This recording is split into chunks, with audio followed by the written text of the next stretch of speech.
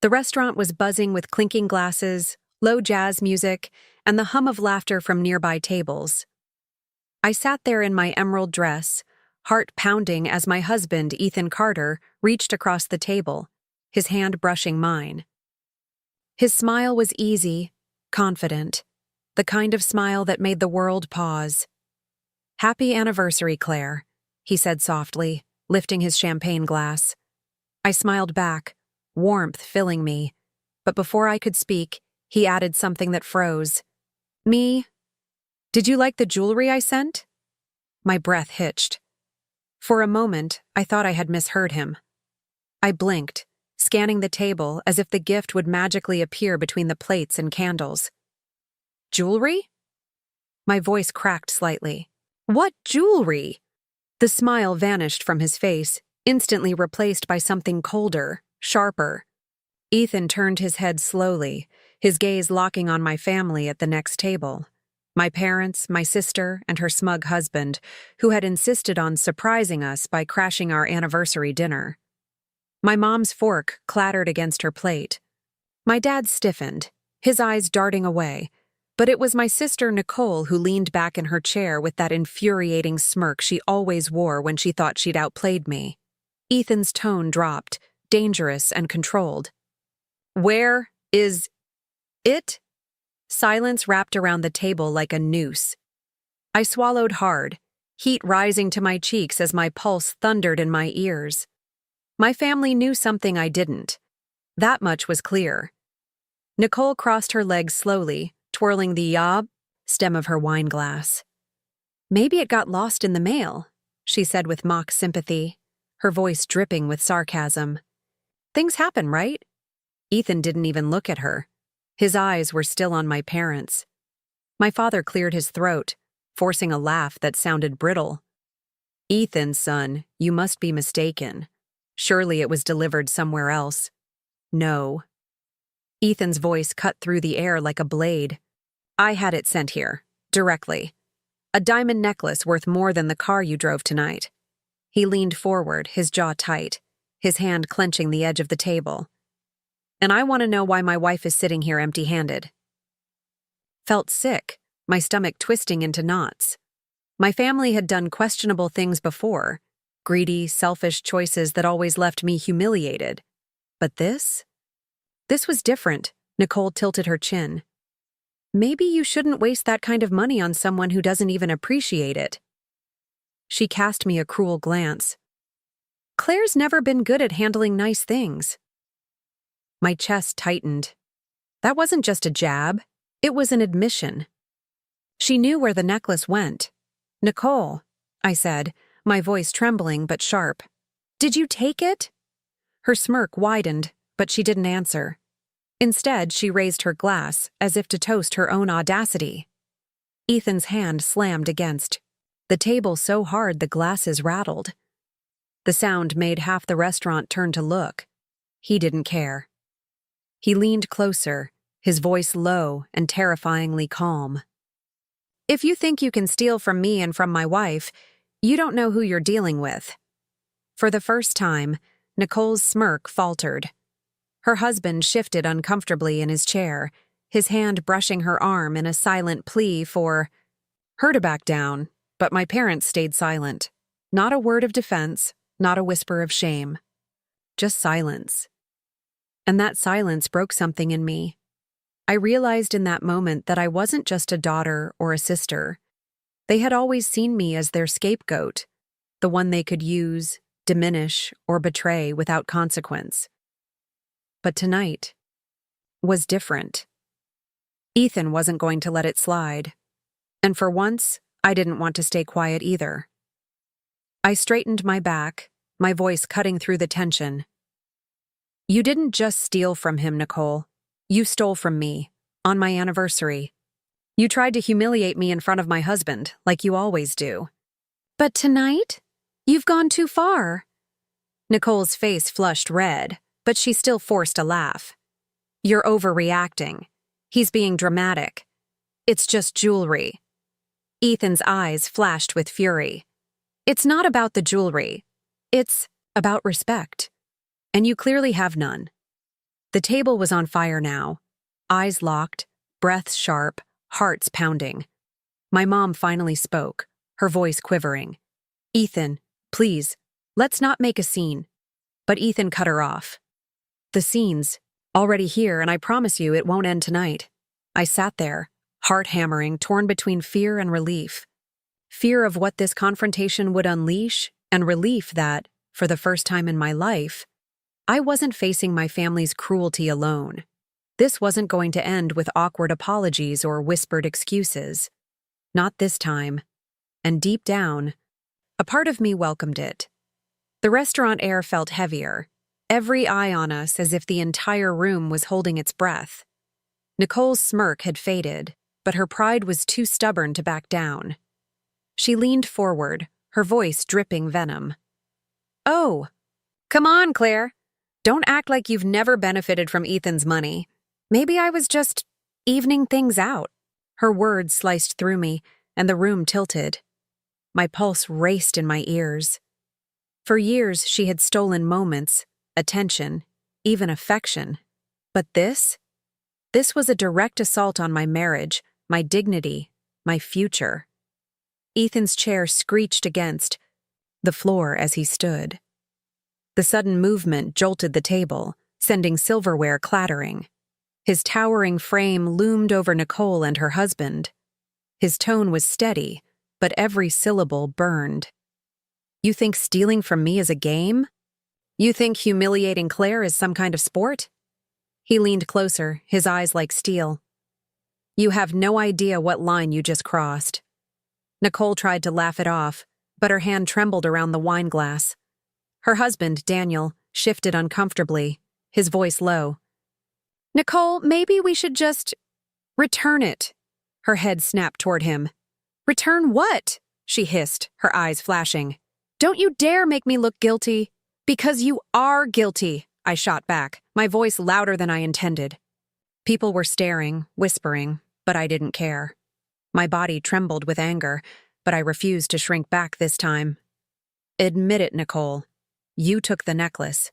You wanted to ruin my night, and you thought no one would call you out. Well, I am calling you out."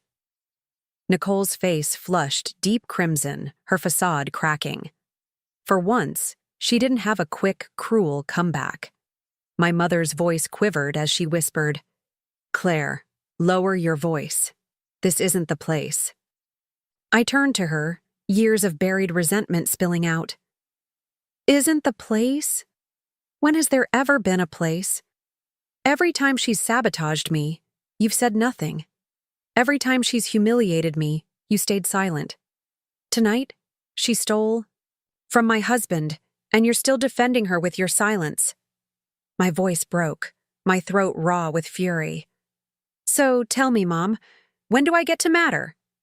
Her face paled, lips pressed tight, but she didn't answer.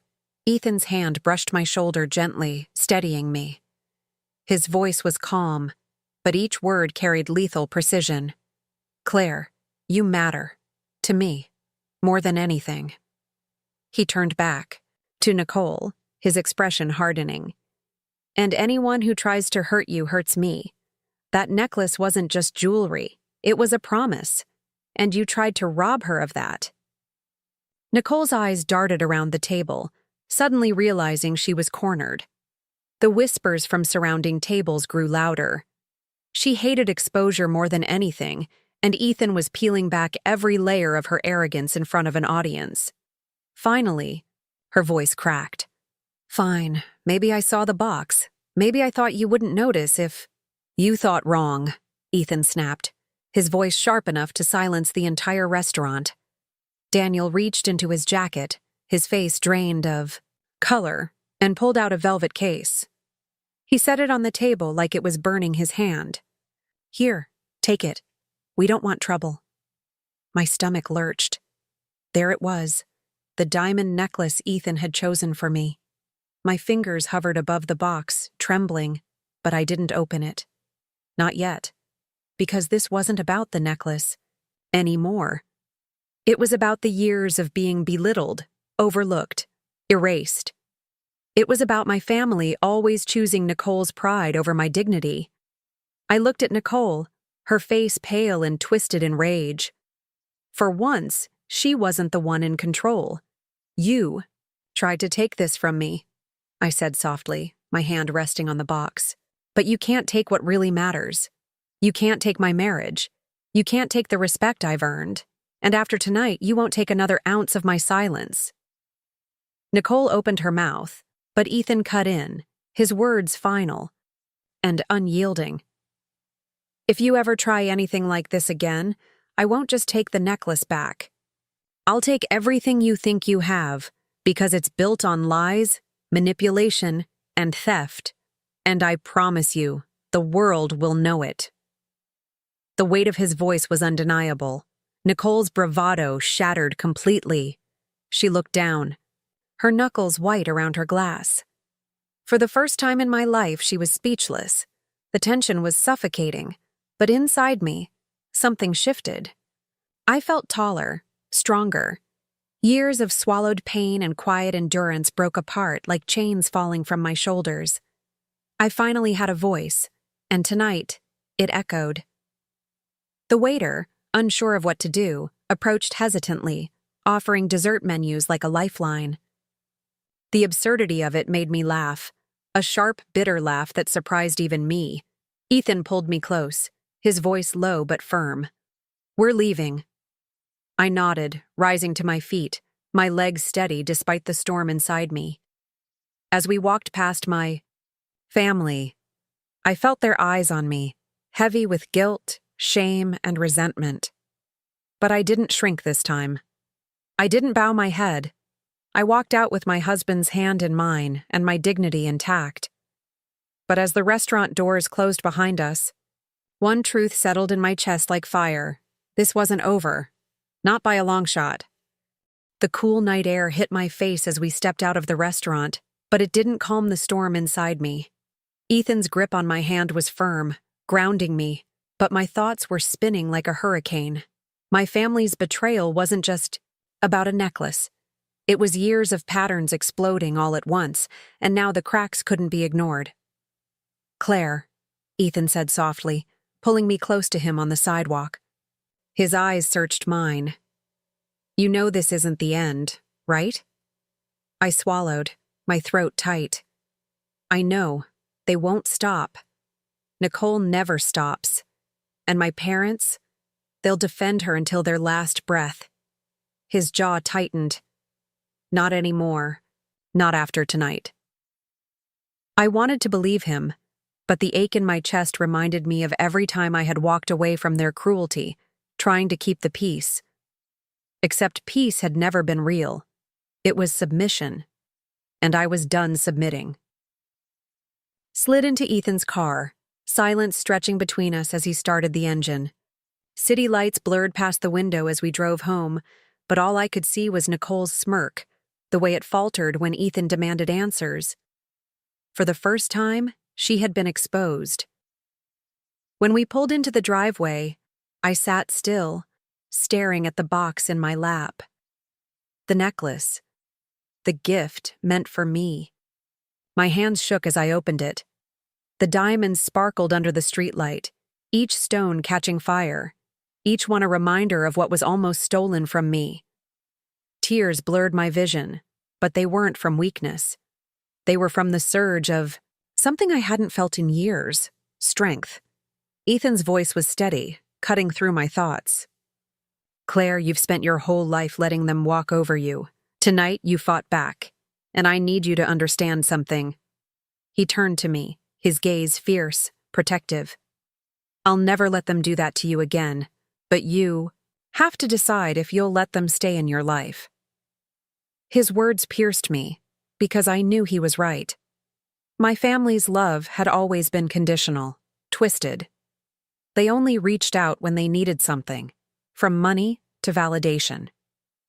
And I had given over and over, hoping one day it would be enough, but it never was. I closed the box, my decision hardening like steel. "No more."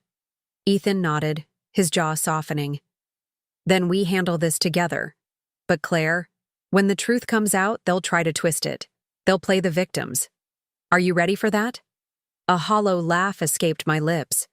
They've painted me as the villain my whole life. What's one more time? The difference is, I'm not alone anymore.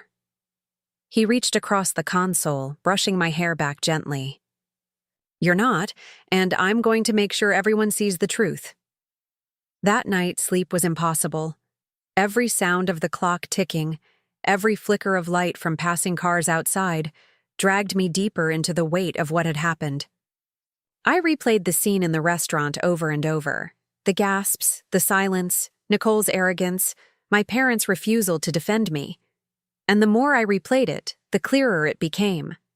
This wasn't just about a necklace. This was about everything. They had taken from me confidence, joy, dignity. Piece by piece, year after year. By morning, I felt hollow but resolute. When I came downstairs, Ethan was already at the kitchen table, laptop open. He glanced up, his expression serious. I made some calls last night. My stomach tightened. Calls? His tone was calm, but there was a storm behind his eyes. To my lawyer. To a few people who need to know what your sister and parents did. They crossed into theft, Claire. That's not a family squabble. That's a crime. My breath caught. I had wanted justice, but the word crime hit me like a hammer. Ethan, if you go that far, they'll hate me forever. They already do, he said bluntly. Then his voice softened. But I don't care about their feelings. I care about you. And you deserve more than their lies. I sank into the chair across from him, my mind swirling. Fear tugged at me, but beneath it, something else pulsed. Freedom. For once, the choice wasn't about keeping them happy, it was about protecting myself. I looked at Ethan, my voice steady. Do it. His eyes softened as he reached across the table, squeezing my hand. Then it settled. We're not just going to stop them from hurting you again. We're going to make sure they never get the chance. I exhaled shakily, the weight of years lifting from my chest. For the first time, I wasn't the silent one at the table. For the first time, I had drawn a line. But I also knew this was only the beginning. Because when you expose liars, they don't crawl away quietly. They fight back. And my family? They weren't going to let their mask slip without a war. The morning after Ethan made those calls, my phone exploded with messages. Dozens of missed calls from my mom, angry voicemails, from my dad, and frantic texts from Nicole, all saying the same thing. How could you do this to us? I stared at the screen, almost laughing at the irony. How could I do this to them? They stole from me, humiliated me, and now they were the victims. Ethan, already dressed in his crisp suit, glanced at me. They'll try to flip the story. Don't answer. Don't give them the chance to twist your words. He was right. So I didn't. By afternoon, the consequences started to land. Nicole's husband called Ethan, voice shaky, begging to settle things quietly. Ethan put the call on speaker, his tone firm but calm. Daniel, your wife stole a diamond necklace meant for Claire. Your family helped cover it. That isn't quiet. That's theft, and people are going to know. Daniel stammered, then hung up. By evening, it wasn't whispers anymore. It was exposure. Ethan's lawyer had contacted the right people, and word spread quickly. Nicole's smug image cracked under the weight of truth. Her friends, the ones who adored her glamorous facade, suddenly vanished. My parents, desperate to protect her, called me again, their voices trembling with rage. You're tearing this family apart, my mom screamed into the voicemail. No, I whispered, listening to the message. You tore it apart the moment you chose her lies over my dignity. That night, Ethan and I attended a charity gala he had committed to weeks earlier. I wanted to hide, but he insisted we go. This is your night, Claire. not theirs. You walk in with your head high. So I did. The ballroom glowed with chandeliers, cameras flashing as we entered. I wore the necklace, the one Nicole tried to take as it sparkled against my collarbone. For once, it wasn't just jewelry. It was proof I wasn't invisible anymore. As the night carried on, whispers followed me. Not cruel this time, but admiring. People weren't talking about my family's lies. They were talking about my strength, about the woman who had faced betrayal and still stood tall. Then, just as dessert was being served, they showed up. My parents, Nicole and Daniel. They hadn't been invited, but entitlement had always been their language. Nicole's eyes darted to the necklace, and her face twisted. "That's mine!" she spat, loud enough for heads to turn. The room fell silent. Cameras lifted, Ethan's arm slipped protectively around my waist. "Say that again," he challenged, his voice carrying like thunder. Nicole faltered, but her pride pushed forward. "She doesn't deserve it. I should have had it. I always should have—" "Enough." My voice cut through hers, clear and strong. My hands didn't shake. My eyes didn't waver. "You stole from me, Nicole. You humiliated me. And for years, you've tried to convince me I'm less than you. But look around." I gestured to the crowd, to the people watching her unravel. "All your lies couldn't buy you respect. All your cruelty couldn't break me. Tonight, you've exposed yourself." Her face burned red. My parents tried to intervene, but it was too late. The cameras had caught everything. Ethan's voice sealed it, cold and final. "Walk away now, because after tonight the world will know who you really are." Nicole's lip trembled. For once, she had no comeback. She turned on her heel, dragging Daniel and my parents with her, their heads bowed in humiliation. The room erupted in murmurs, but I stood tall, my hand gripping Ethan's. For the first time, I wasn't the silent one hiding in the corner. I wasn't the family's scapegoat. I was free. As the orchestra played and the night resumed, Ethan leaned down, whispering in my ear, "Happy anniversary, Claire. This is just the beginning." I smiled through tears, the necklace warm against my skin. My family had tried to strip me of everything, but instead, they gave me something greater.